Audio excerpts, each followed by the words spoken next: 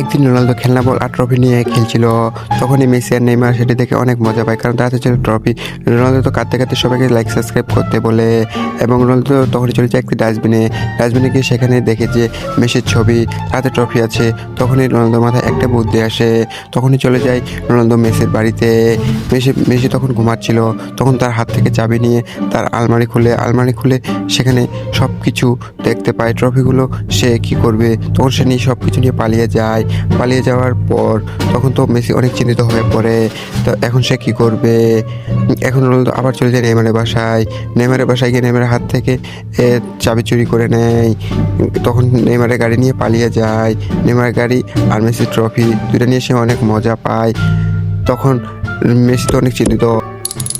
এর পরবর্তীতে আরও দেখতে হলে আমাদের চ্যানেলটি সাবস্ক্রাইব করে দিন, বেল আইকন অন করে দিয়ে লাইক করে দিন। তারপর তো মেসি অনেক চিন্তিত হয়ে পড়ে, নেইমার অনেক চিন্তিত হয়ে পড়ে। মেসি বলে যে তার ট্রফি সব দাও। তখন নেইমার বলে যে তার গাড়ি নাই। আর সেদিকে রোনালদো অনেক মজা পায়।